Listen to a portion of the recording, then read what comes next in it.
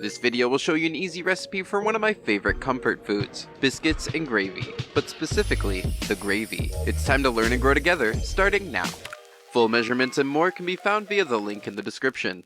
Jumping right into the recipe, in a high-power blender, add 1 cup of oats, 1 cup of vegetable stock, 2 cups of unsweetened coconut milk, and 1 teaspoon of arrowroot powder. Blend on high speed for about 1 minute. Set aside.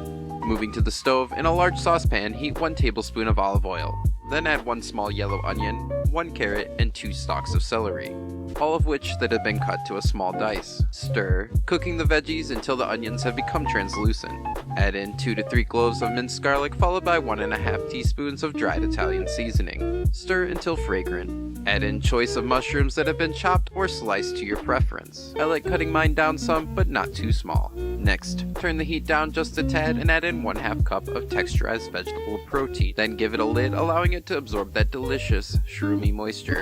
And finally, once the mushrooms have cooked down some, add in the oat arrowroot mixture from before. Bring it to a low simmer, cover, then allow the gravy to cook for an additional 5 to 10 minutes, stirring occasionally. Your gravy is ready once it's thickened and the veggies have become tender. Season this to taste with salt and pepper.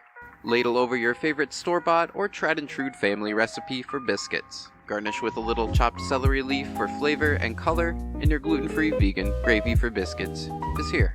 If you're new to the Veggie Nerd, my name is Eric. I'm a culinary graduate and I make vegan, gluten-free, and other diet-restricted videos, as well as occasional nerdy recipes.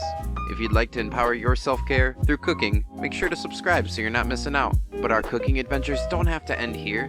If you'd like to see an umami vegetable stock that I used in this video and was inspired by anime, click the video on the screen now. Thank you for hanging out with me, and I'll see you in the next one.